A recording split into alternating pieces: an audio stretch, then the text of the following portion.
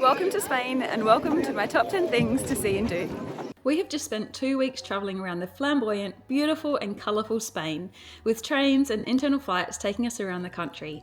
I've attempted to put together my top 10.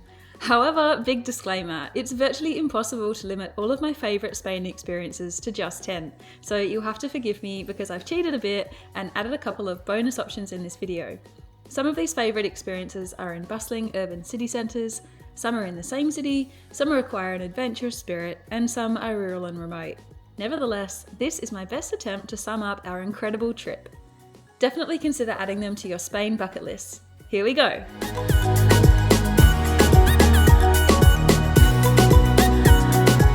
Jumping right into number 1, where we have an incredible connection between old and new at the Plaza de España, Seville. Did any of you guys attend Dubai Expo in 2022? Well, back in 1929, the Plaza de España was the incredible site of the World Expo, or World Fair if you're from the USA, a large global exhibition designed to showcase the achievements of nations. Built in the picturesque Maria Luisa Park, the Plaza de España was also the location for some iconic movies, such as Lawrence of Arabia, Star Wars, and The Dictator. It was also used as a set for Simply Red's music video, Something Got Me Started. The large building complex is accessible by 4 bridges over the moat, which represent the ancient kingdoms of Spain. In the centre is the centrepiece Vicente Trava Fountain. Many tiled alcoves were built around the plaza, each representing a different province of Spain, and some of the buildings are used as government departments and museums. Nowadays, guests can spend time here wandering around the chambers, enjoying a horse and carriage ride, or a soothing gondola boat ride amidst the beautiful park backdrop. Guys, if you're in Seville, then you must see this incredible feat of engineering. The Setas de Seville opened in 2011, one of the largest timber structures ever built, and estimated to have cost 100 million euros to construct. It plays host to a traditional market, restaurants, a performance square, and an archaeological museum. It also has a rooftop terrace with soaring panoramic views across Sevilla's old city. 6 large timber parasols provide shade to the Plaza de la Encarnacion and protect an ancient archaeological site. The parasols, constructed in a mushroom-shaped timber lattice, frame the structure and form constantly moving shadows as the sun changes position during the day. Initially, it was trademarked under the name Metropol Parasol, but locals quickly became calling it Setas de Seville, which translates to mushroom in English, due to its appearance. When in Spain, don't miss your chance to visit the amazing city of the arts and sciences. The city of Valencia is one of Europe's largest centres for the dissemination of science and culture. After a catastrophic flood in 1957, the former riverbed of the River Turia was drained and rerouted, and in its place, the old riverbed was turned into a mesmerising, picturesque sunken park with a complex of avant-garde buildings and bridges opening between 1996 and 2009, forming the City of Arts and Sciences, as it is known today. This cultural and architectural complex in Valencia is mesmerising from a bird's eye view, as well as at ground level. And if you like striking architecture, then this 2-kilometre stretch will not disappoint. Honestly, you could spend a few days here alone, so be sure to research which parts of it you wish to see beforehand. Some of its most famous buildings are the Hemispheric, a 3D IMAX cinema where visitors can watch films and educational documentaries, usually no more than 45 minutes duration. The Oceanographic, which is Europe's biggest aquarium and home to 7 different marine environments, with 500 different species such as dolphins, belugas, walruses, sea lions, seals, penguins, and sharks. The Umbrical, a huge open-access garden where you can stroll around and view typical Mediterranean plants and contemporary sculptures. The Science Museum, with a multitude of interactive activities. The Palau de las Arts, where music lovers can enjoy opera, dance, symphonic concerts, and other musical performances. And the Agora, a multifunctional space that holds concerts and various activities. The striking Asut d'Or Bridge also crosses the former riverbed of the River Turia between the Science Museum and the Agora, with a pedestrian bridge allowing access for visitors. One absolutely essential thing to do when in Spain is to try paella in the birthplace city of Valencia.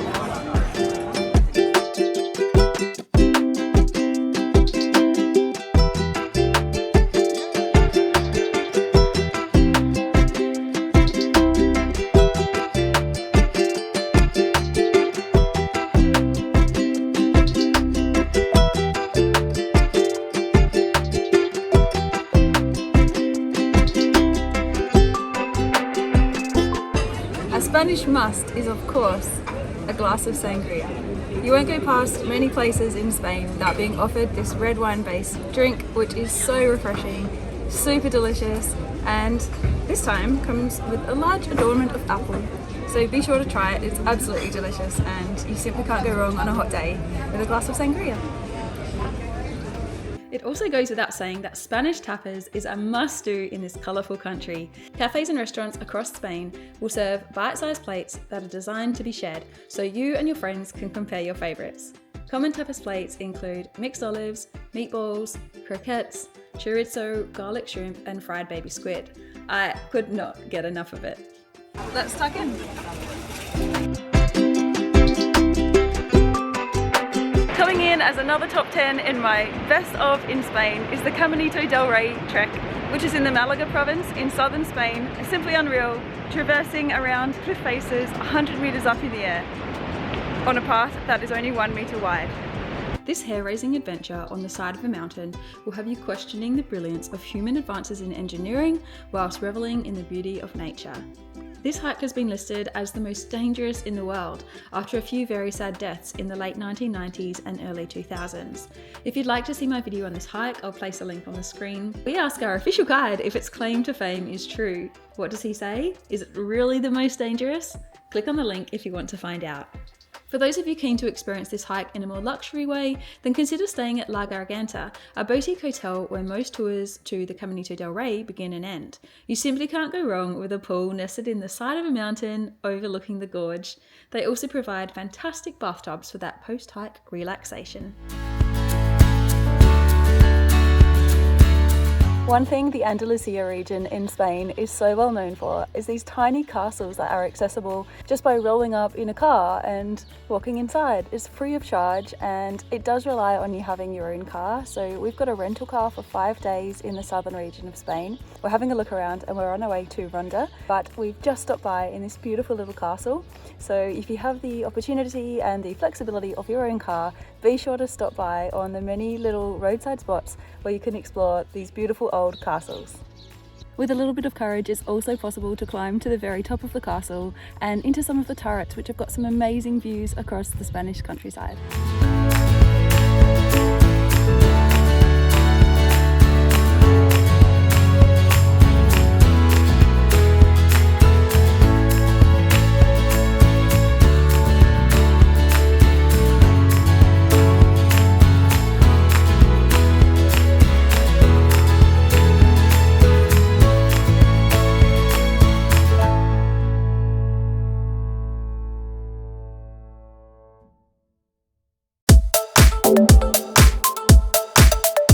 Bullfighting is long rooted in Spanish history, and whilst extremely controversial, we find it incredibly interesting and enlightening to learn more about bullfighting and its connection and meaning within Spain.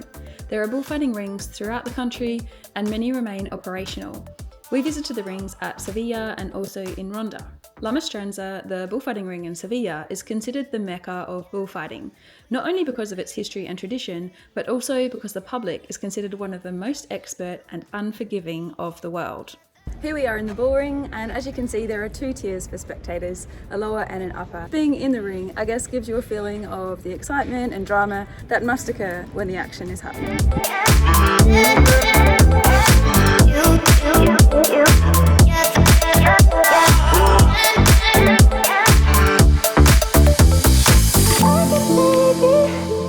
Viticulture, gastronomy, are these things up your alley? We are in the Marqués de Riscal hotel in El Ciego, northern Spain. This hotel was designed by the same architect who designed the Bilbao Guggenheim Museum, which is simply phenomenal, which we drove past earlier on our 2-week trip around Spain. This is a 5-star hotel. It's absolutely gorgeous, and this modern architectural behemoth stands out amongst all of the old school, really traditional buildings in El Ciego. We've just landed this afternoon in Bilbao Airport, which is about a 1-hour drive from this luxury, amazing hotel, and I'd highly recommend that if you want to come and stay here, to hire a car when you arrive, because it's a little bit out of the way but in a very beautiful winery region. This place is simply amazing. It's not just a hotel, it's also a winery with sprawling vineyards surrounding it. It has a rooftop level biblioteca, a library that overlooks the entire El Cielo regional area. It has a spa with vinotherapy, which is designed to utilize the various parts of grapes and vines to improve your health and well-being. And lastly, it has a Michelin star restaurant. We have a booking tonight for 9 p.m. I'm so excited.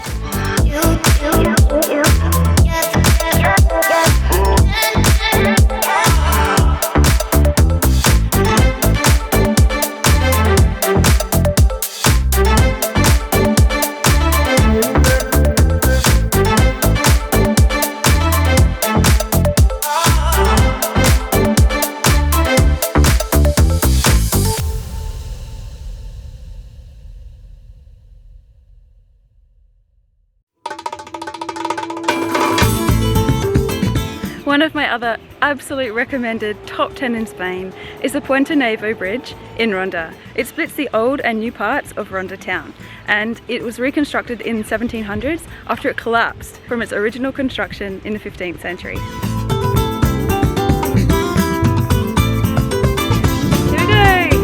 You simply must take the opportunity to come underneath the Puente Nuevo bridge if possible.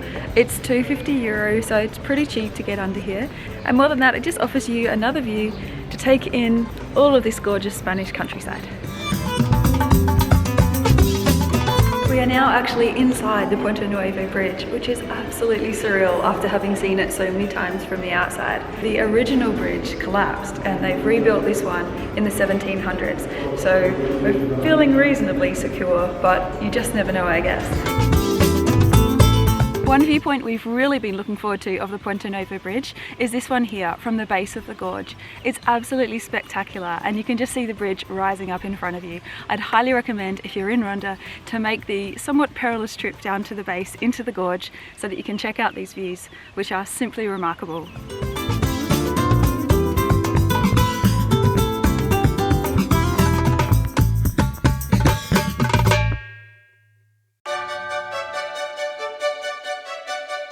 If there's one thing Europe does well, it's palaces. The Royal Alcázar of Seville is a UNESCO World Heritage Site and the oldest royal palace in Europe that is still in use to this day. Construction of the palace began in the 10th century and it took 500 years to build. The upper stories of the Alcázar are still occupied by the royal family when they visit Seville, and it has been the residence of Spanish royalty since the Middle Ages. Through the centuries, the palace was occupied by various Spanish kings. Movie buffs will recognise it as a setting for TV shows and movies, including The Kingdom of Heaven and Game of Thrones, where it was used as the site of the Water Gardens of Dawn in seasons 5 and 6. A quirky fact is that the palace was built in Moorish style by Muslim workers for a Christian king. Today, visitors can wander around the palace and extensive curated gardens, admiring its geometric designs, ornate ceilings, and colourful tiles. As a side note, a common question, and one I faced myself with the time I had to travel in Spain, was should I visit the Alcázar in Seville or the Alhambra in Granada, or both? I spent quite a while researching this, and whilst these two locations appear similar in photographs, there's a bit more to it. Both are UNESCO World Heritage Sites, but the Alhambra is built in traditional Islamic style with little influence of European Christian art, whereas the Alcázar is built with the inflections of contemporary Moorish and Christian art. Notably, the Alhambra is located further from the city on the outskirts of Granada and is much larger, whereas the Alcázar is more compact, located in the centre of Seville, and has pretty yet small-scale gardens.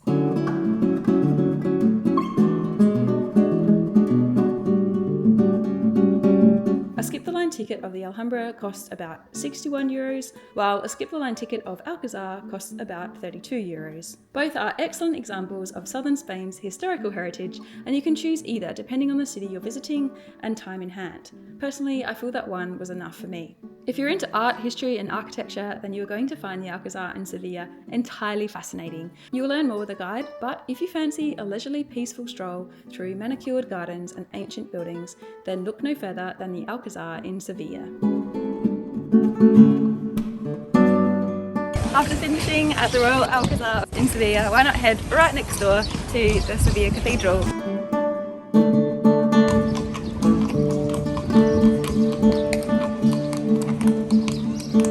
The beautiful Seville Cathedral is a UNESCO World Heritage Site, and just inside the cathedral door stands a monument to Christopher Columbus, the well-known explorer.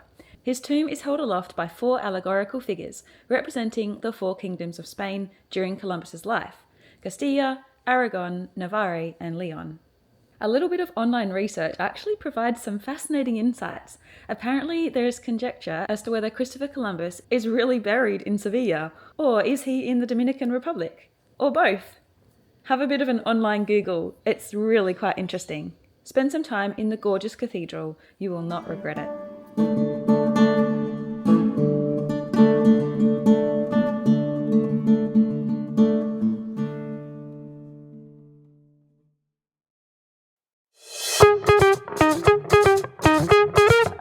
If you ask anyone who's been to Spain what their favourite memory was, it's often their trip to Montserrat.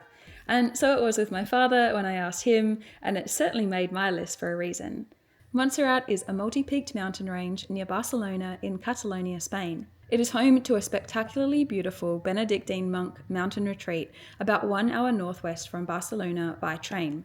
Not only is Montserrat Monastery of significant religious importance, but the natural beauty surrounding the monastery is simply breathtaking.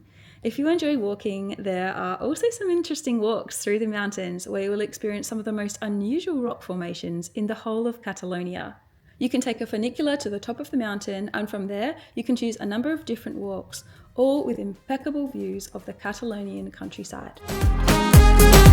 Don't be alarmed if you encounter a spot of rain, because when we were leaving, we came across the most beautiful cloud motion across the valley, and something about the mist is purely magical. Another recommended highlight while visiting the Montserrat Monastery is to listen to the famous boys' choir, who perform Gregorian chants and religious choral music free of charge in the basilica daily at 1 p.m, with the exception of some festive holidays. Montserrat music is popular throughout the world, and the monastery choir boys have now recorded over 100 albums of choral music. Even though it seems a likely inclusion, there's just no way to keep Gaudí from this list. Barcelona and Antoni Gaudí go hand in hand, and it's difficult to find a person who hasn't heard of him.